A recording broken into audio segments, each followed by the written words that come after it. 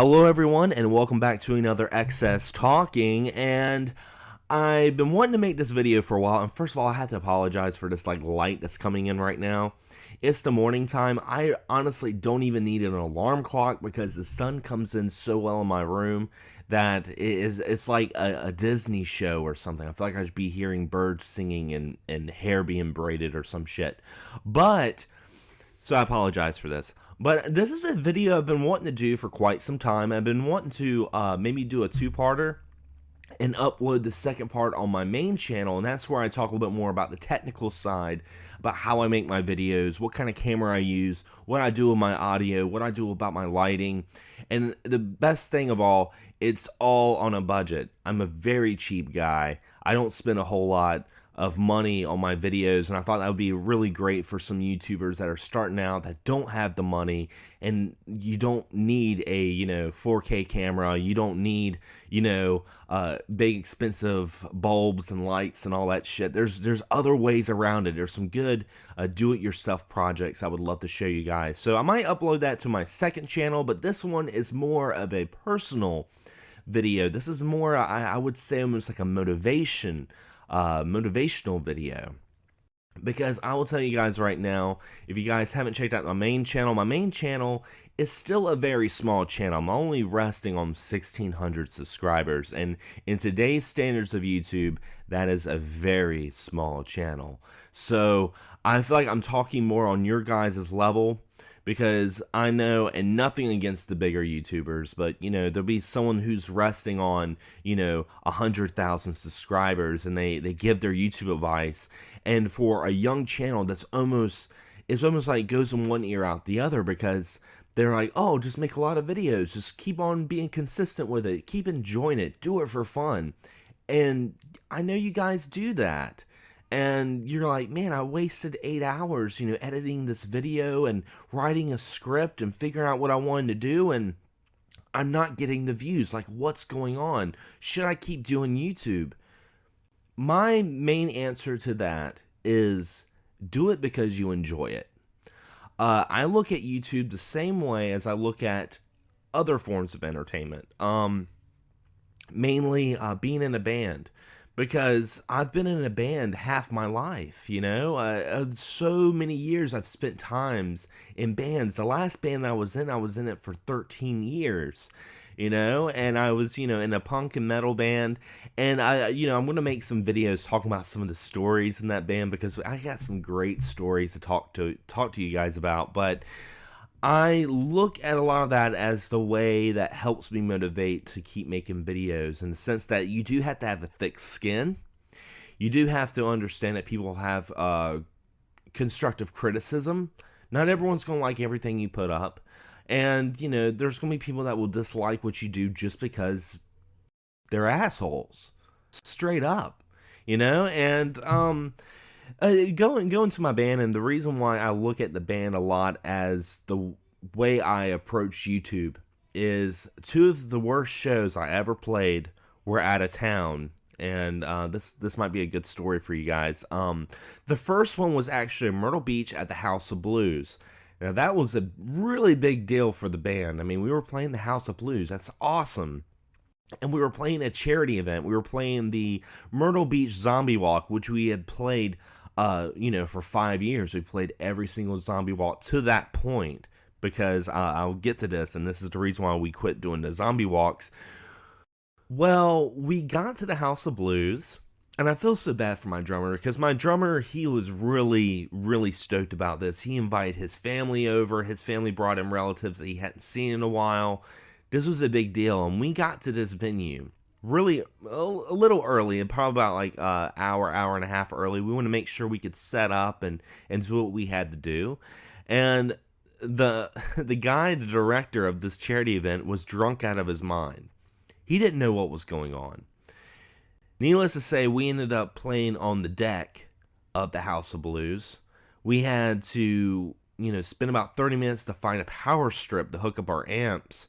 And we had a very shitty PA. We were nowhere near the stage. and we had traveled about 2.5 hours to play this show. So needless to say, we were really upset about it. And I think a lot of YouTubers feel that way too when you pour so much of your time and effort into a video and it's not what you expect it to be. It's not a lot of views, and it's really disheartening. Another show I remember playing was, at Fayetteville at the Rock Shop, and I love the Rock Shop. It's a great venue, but this is our first time playing the Rock Shop, and that's actually where I met James Gruesome, my co-host for the audio podcast, Access Gaming, and then I met his wife, Liz, who's a phenomenal tattoo artist. And we got there, again, we couldn't find the guy. And since we couldn't find the guy started letting the band play before us, that was playing before us, play an extended set, which cut into our set. So our 8-song setup turned into a 4-song setup with an instrumental. Again, we traveled for 2 hours to play 4 songs in an instrumental. I had to go to work the next day. I didn't get home until about 2 o'clock in the morning and had to be at work at 7. And at that time, I was a manager at a photography studio. Not fun whatsoever. So I always tell people, when you make videos, do them because you enjoy them, do them because you like doing it. And I don't know, YouTube is very, very weird in the sense that it's a lot like any other type of entertainment business. It's not what you do, it's who sees it. How's it get discovered, And if you're doing it to be famous, I will tell you now, just stop.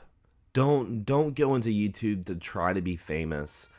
Being famous on YouTube is, for one, it's not fun. I've seen a lot of famous YouTubers. I know some famous YouTubers, some guys that do this for a living, and they are the most stressed out people I've met. They constantly try to find new content to be putting out because at that point it becomes a rat race. At least if you're doing it for fun, you can do it at your own pace and you don't have to worry about paying rent the next month because the video you put out, no one's liking it. So you start doing stuff like clickbait videos. You start doing rumored videos. Like, oh man, like recently the Nintendo Wii U was going to be ceasing production, so everyone was making videos that monetized their videos. They're like, well, I got to make a video about this, and they made it, and the rumor turned out to be false. So all that time you spent making that video was for nothing. It really was. And I feel so bad for those people because they have to do it. They have to pay rent. They have to, and that's when it's not fun anymore. So definitely make videos because you enjoy them, because it's something that you're passionate about, because this is not something that, you can just like push aside. If you start doing YouTube and if you're serious about it and you want to have a lot of subscribers, you want to have a lot of views, you have to be consistent about it. You have to keep trying, and sometimes it's hard to do that and have fun at the same time. I'm very fortunate in the last 4 years I've been doing YouTube that I've had fun doing it, and I've met some great people. And, I'm very thankful for my sub count. I'm very thankful for the people who, consider themselves fans. I don't consider having fans. I don't do anything any more special than anybody else, and that's the thing. Like, keep in mind that whatever you're doing, especially if it's gaming wise in the gaming community, there's 20,000 other channels doing that subject.